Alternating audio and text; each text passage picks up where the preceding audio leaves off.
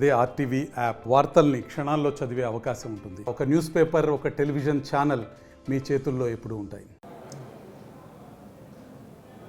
Welcome to RTV. నేను మీ శ్రీనివాస్.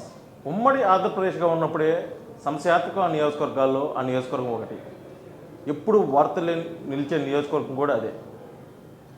మిశ్రమ ఫలితాలు రాజకీయంగా కూడా అక్కడ నియోజకవర్గం సొంతం. ఆ నియోజకవర్గమే ఉమ్మడి ప్రకాశం జిల్లా, ప్రస్తుత బాపట్ల జిల్లా చీరాల నియోజకవర్గం.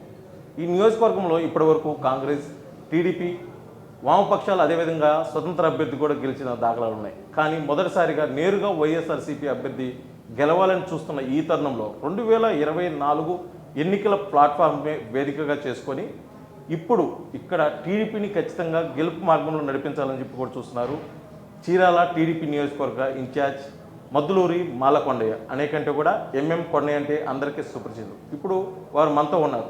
రానున్న 2024 ఎన్నికలకు ఏ విధంగా వెళ్ళబోతున్నారు, అసలు గెలుపు కోసం వాళ్ళు చేస్తున్న ప్రణాళికలు వారు మాట్లాడి తెలుసుకుంటారు. సార్ నమస్తే.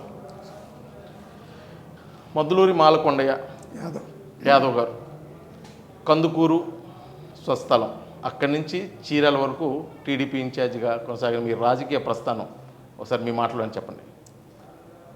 1996లో మొట్టమొదటిగా నేను కొండేపి నియోజకవర్గంలో ఉన్నటువంటి పొన్నలూరి మండలంలో మాలపాడు అనేది నా స్వగ్రామం. ఆ గ్రామానికి 96లో నేను సర్పంచ్గా మొట్టమొదట రాజకీయాల్లోకి సర్పంచ్గా రావడం జరిగింది. అక్కడి నుంచి అదే మండలంలో మండల అధ్యక్షురాలుగా మా మిస్సెస్ను కూడా చేయించాం. 99లోనే కనిగిరిని నేను కేంద్రంగా తీసుకొని అక్కడ ఎమ్మెల్యేగా పోటీ చేయాలని ప్రయత్నం చేశాను పెద్ద ఎత్తున. మొదటి నుంచి కూడా నా ప్రకాశం జిల్లాలో నేను కనిగిరి, కందుకూరు, చీరాల ఈ 3 నియోజకవర్గాల్లోనే ప్రయత్నం చేస్తూనే వచ్చాను. మొదటి నుంచి కూడా నాకు ఒక ఆశయం ఉండేది, రాజకీయాల్లోకి రావాలి, ఏదో ఒక పబ్లిక్ నేను ఏ రకంగా నేను సేవ చేయగలను, ఎట్లా చేయాలా అనే దాని మీదనే వచ్చాను. అయితే నేను 92లోనే రియల్ ఎస్టేట్ వ్యాపారంలో ఎంటర్ అయ్యి మొట్టమొదటిగా విజయవాడలో గొల్లపూడి అనే ప్లేస్లో నేను వ్యాపారం స్టార్ట్ చేశాను. అక్కడి నుంచి గొల్లపూడి నుంచి స్టార్ట్ అయిన నా ప్రయాణం దాదాపుగా రాజమండ్రి, విశాఖపట్నం, హైదరాబాదు, విజయవాడ ఒక 5 బ్రాంచీలని చేసి వ్యాపారం చేస్తూ ఒక పక్క నుంచి, మరో పక్క నుంచి రాజకీయాల్లో 96లో మేము సర్పంచి, 2001 నుంచి 2006 వరకు మేము పొన్నలూరు మండల మా మిస్సెస్ ఎంపీపీగా ఉంది. అలాగే 2006లో అప్పుడు బాబుగారి కోరిక మేరకు ప్రకాశం జిల్లాకి జిల్లా పరిషత్ చైర్మన్ అభ్యర్థిగా మా ఆవిడతో నేను అప్లై చేయించాను. అలాగే 2009లో ఒంగోలు పార్లమెంట్ నుంచి నేను పోటీ చేయడం జరిగింది. ఇవే కాకుండా పార్టీలో జిల్లా బీసీసీఎల్ అధ్యక్షుడి దగ్గర మొదలుకొని రాష్ట్ర సెక్రటరీగాను, రాష్ట్ర ఆర్గనైజింగ్ సెక్రటరీగాను, అలాగే 2008 పూర్తి కాలం తెనాలి పార్లమెంట్ అబ్జర్వర్గాను, అలాగే 2009 నుంచి 2013 ఎండింగ్ వరకు కూడా ఒంగోలు పార్లమెంట్ ఇన్ఛార్జిగాను, రాజకీయాల్లో చంద్రబాబు గారి అడుగుజాడల్లో ఆయన ఏం చెబితే అదే నాకు కర్తవ్యం, ఆయనే అన్నిటికీ అని చెప్పేసి భావించే వాళ్ళలో నేను ఒకడిని. నిరంతరం రాజకీయాలు బాబుగారి మీదనే దృష్టి పెట్టి ఆయన చేస్తున్న ప్రతి పనిని ఆయన ఏ రకంగా ముందుకెళ్తున్నాడో ఆ బాటలో నడిచిన వాళ్ళలో నేను కూడా ఒకడిని అని చెప్పేసి తెలియజేస్తాను. ఇంత రాజకీయ అనుభూతి ఉంది, కానీ చీరాల నియోజకవర్గం టీడీపీ బాధ్యతలు తీసుకుంది ఒక 2.5 సంవత్సరం కాల వ్యవధి, 2 సంవత్సరాలు అంతే మ్యాక్సిమం. కాకపోతే ఆపత్కాల సమయంలో టీడీపీని మీరు అంటిపెట్టుకొని టీడీపీ బాధ్యతలు మోసారని చెప్పేసి అధిష్టానం మీ వైపు చూస్తుందా, లేకపోతే ఇక్కడికి ఒక ప్రత్యామ్నాయం లేకపోయింది కాబట్టి మీకే టీడీపీ నుంచి చీరాల సీటు వచ్చే అవకాశం ఉందంటారా? ఒరిజినల్గా నేను హార్డ్ కోర్ టీడీపీ. ఈ విషయం బాబుగారి అడుగుజాడల్లో నడిచే వ్యక్తిని ఒకటి. 2 ఇక్కడ వేకెన్సీ వచ్చింది. దాంతో బాబుగారు దీని మీద చర్చ పెట్టినప్పుడు నేను చీరాల వెళ్తానని చెప్పేసి చెప్పడం జరిగింది. గతంలో కూడా చీరాలని రామాయణుడి గారు బతికున్నప్పుడు 2004లో గట్టి ప్రయత్నం చేశాను. ఇవాళ ఏదో కొత్తగా నేను చీరాలు రాలా, 2004లోనే చీరాలు రావడానికి ప్రయత్నం చేశాను. అప్పుడు కొన్ని కారణాల వల్ల చీరాలు రాలేకపోయాను నేను.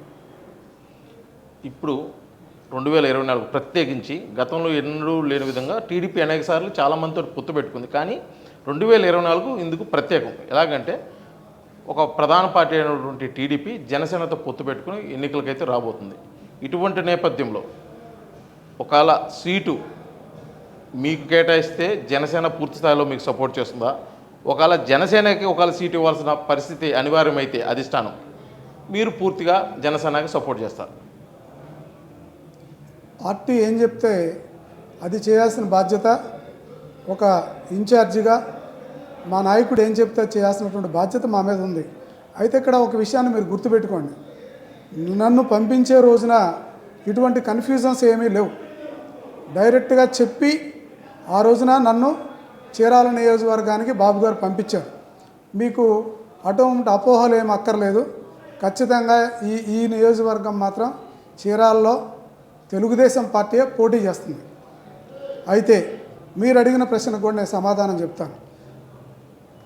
ఈ రోజున కొన్ని ప్రత్యేకమైన సందర్భాల్లో సహజంగా కొన్ని పార్టీలు కలిసి పనిచేసేటువంటి పొత్తులు పెట్టుకొని ముందుకెళ్ళేటువంటి సందర్భంలో సీనియర్ పర్సన్స్ అయిన మేము ఖచ్చితంగా పార్టీ యొక్క ఆలోచనకి, పార్టీ వాళ్ళ యొక్క అభిప్రాయాలకు మేరకు నడుచుకోవాల్సిన బాధ్యత మాకున్నదన్న విషయం మాకు తెలుసు.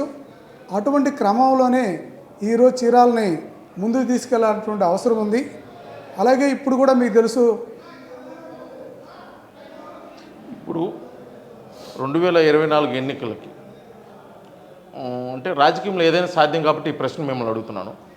ఒకవేళ ఆమంచి కృష్ణమోహన్ చీరాల పర్చూరు నియోజకవర్గం వదిలిపెట్టి చీరాలు రాబోతున్నాడు, స్వతంత్ర అభ్యర్థిగా బరిలో ఉండబోతున్నాడా, లేకపోతే మరోసారి టీడీపీకి పంచం చేరబోతున్నాడా అనేది ఒక ప్రశ్న. అయితే ఇప్పుడు అదే కానీ జరిగితే ఎంఎం కొండయ్య మీ స్టాండ్ ఎలా ఉండబోతుంది?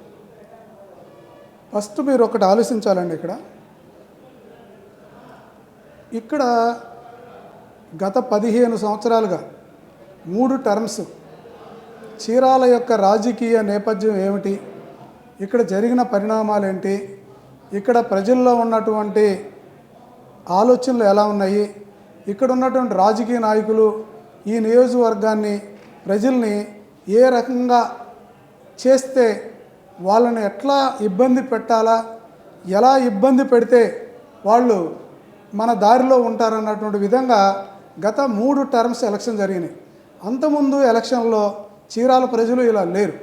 ఒక అభద్రతాభావం ప్రజల్లోకి తీసుకొచ్చి ఆయన వస్తాడేమో, ఈయన వస్తాడేమో, ఆయన వస్తాడేమో అనేటువంటి ఆలోచనలో ఉన్నారు.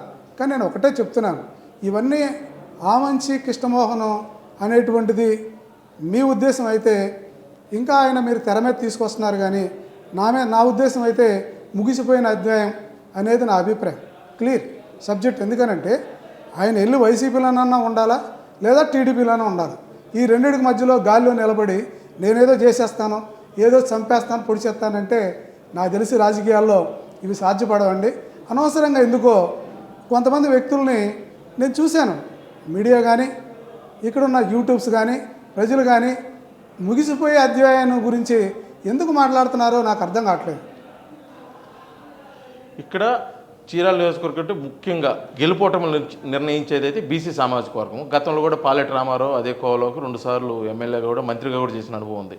ఈసారి మొన్నటి వరకు అటు కర్ణం బలరామకృష్ణమూర్తి కానీ ఆమంచి కృష్ణమోహన్ కానీ ఓసీ సామాజిక వర్గంలో బీసీ సామాజిక వర్గం నుంచి మీరు ఈసారి బరిలో ఉండబోతున్నారు. అది మీకు ఏమన్నా ఉపయోగపడే అవకాశం ఉందంటారా?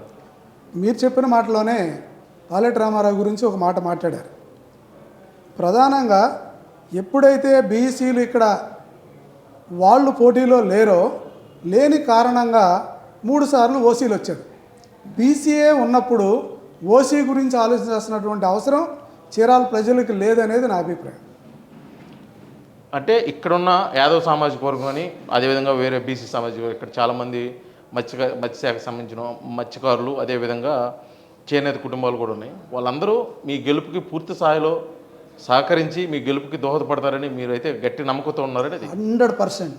ఏ ఒక్క వర్గాన్ని కూడా నా పట్ల నెగ్లెక్ట్ చేస్తారని కానీ నా పట్ల ఏరే భావంతో చూపిస్తారనేటువంటి అపనమ్మకం నాకు ఎక్కడా రాలేదు. ఈ 2 సంవత్సరాల్లో నేను ప్రయాణం చేసిన ప్రయాణంలో ఈ బలహీన వర్గాలు కానీ అటు ఉన్నటువంటి వయస్సులు కానీ లేకపోతే ఉన్న కొద్ది భాగం ఓసీలు కానీ అందరిలో నేను చొచ్చుకుపోయాను. నాకెక్కడ అపనమ్మకం లేదు. నాకు తెలిసి నెక్స్ట్ 2024లో మీరు తిరిగి ఒక ప్రధానమైనటువంటి బీసీ సెగ్మెంట్తోనే చీరాల నియోజకవర్గాన్ని చూడబోతారనేది నా అభిప్రాయం. కానీ మీరు నమ్మకంగా గట్టిగా అయితే చెప్తున్నారు. అదే పరిస్థితుల్లో అట్నుంచి ఇటీవల కాలంలో జనసేన తీర్థం పుచ్చుకున్నటువంటి ఆమంచి స్వాములు ఖచ్చితంగా నేను చీరాల నుంచి బరిలో ఉండబోతున్నారని, కానీ పొత్తులు ఉన్న ఈ నేపథ్యంలో 2 పార్టీల వారు ఎవరి నమ్మకం వాళ్ళైతే చెప్తున్నారు, కానీ అతను కూడా గట్టిగా చెబుతున్నాడు. కానీ మీరే ఖచ్చితంగా చీరాల నుంచి బరిలో ఉండబోతున్నారు టీడీపీ నుంచి అని చెప్పేసి ఏదైనా అధిష్టానం నుంచి మీకు ప్రత్యేకమైన సూచన కానీ ఏదన్నా నమ్మకం కలిగించే విధంగా ఏదన్నా జరిగిందా? 100%. ఎందుకంటే మొదటి మెట్టు ఈ 2 సంవత్సరాలు నేను ఇక్కడ ఈ యొక్క క్యాడర్తో ఉండి పనిచేసిన విధానం అయితేనే, అలాగే పార్టీ యొక్క ఆలోచన, మా నాయకుడు నిన్న కూడా మీకు మా అందరితో టెలికాన్ఫరెన్స్లో మాట్లాడాడు. మా నాయకుడు కూడా ఏం మాట్లాడుతున్నాడో మీరు గమనించారు. మీరు ఒక్కటి గమనించాలి, ఇక్కడ మీరు బీసీ నియోజకవర్గం అని మీ నోటి గుండానే మాట్లాడుతున్నారు. అలాంటప్పుడు ఇంకో బీసీ వస్తాడంటంలో మీరు అర్థం ఉంది, కానీ ఇంకో ఓసీ వచ్చి మీ మీద పోటీ చేస్తారంటే ఇది ఆశ్చర్యకరమైన విషయమే కదా. కానీ రాజకీయాల్లో ముఖ్యంగా ఇప్పుడున్న రాజకీయ పరిస్థితుల్లో ఏదైనా సాధ్యం కాబట్టి ఆ ప్రశ్న. మరో ముఖ్యమైన కారణం ఏంటంటే మీరు ఖచ్చితంగా బరిలో ఉంటారు, పోటీ చేస్తామని చెప్పేసి మీరు చెప్తున్నారు. అంత అంటే ఇప్పుడు వరకు అంత ప్రాధాన్యత, అదేవిధంగా టీడీపీలో గతంలో గెలిచిన అనుభవం ఉంది, కానీ ఇటీవల కాలంలో టీడీపీ బలహీనపడిందని చెప్పలేదు. ఎందుకంటే 2019 టీడీపీ తరఫున బాలరాం గారు గెలిచిన తర్వాత వైసీపీలో ఉండటము, ఇక్కడ కొంత టీడీపీ వర్గం అంతా అటు కూడా వెళ్ళిపోయింది. అందుకని టీడీపీ ఇక్కడ బలహీనంగా ఉంది అనేది ఒక అసలు మీరు ఏమైనా ప్రత్యేకమైన ప్రణాళిక మీ గెలుపు కోసం మీ దగ్గర ఏమైనా ఉన్నాయా? ఇప్పుడు వెళ్ళిందంతా కొద్దిమంది ఆ రోజు కొంత కేడర్ ఆయన వెనకాల వెళ్ళారంటంలో ఓకే, మీ ఒక అర్థం ఉంది. కానీ నేను వచ్చిన దగ్గర నుంచి ఒక కొత్త తరాన్ని ఇంట్రడ్యూస్ చేశాను కదా, ఒక కొత్త టీడీపీ భావజాలం ఉన్న వ్యక్తుల్ని దగ్గర చేసుకున్నాను కదా. ఇప్పుడు మీరు ఆ వెనకటి పరిస్థితిని ఆలోచించాల్సినటువంటి అవసరం లేదు ఇక్కడ. కాకపోతే ఇక్కడ చీరాల నియోజకవర్గంగానే అసలు చీరాల నియోజకవర్గమా అని ఒక ప్రశ్న. ఎందుకంటే సంశయాత్మక నియోజకవర్గం, అందులో ముఖ్యంగా అనిపించేది ఆమంచి సోదరుల పేర్లు. ఆమంచి కృష్ణమోహన్ అయితేమి, సోమలు అయితేమి. ఒక రకంగా వాళ్ళు ఎదుర్కోవటం చీరాల నియోజకవర్గంలో చాలా కష్టం అని చెప్పేసి ఒకటి విషయం అయితే వార్తల రూపాయలు ఇక్కడే తిరుగుతుంటుంది. రౌడీజం అయితేమి, వాళ్ళ దౌర్జన్యాలు అయితేమి, గతంలో జరిగిన విషయాలు అయితేమి, లేకపోతే సామాజిక వర్గ పరంగా కానీ ఏ విధంగా సరే వాళ్ళు తట్టుకోవడం కష్టం. అలాంటిది ఎంఎం కొండయ్య 2024లో వాళ్ళకి ఎదురు నిలబడి తట్టుకోగలడా?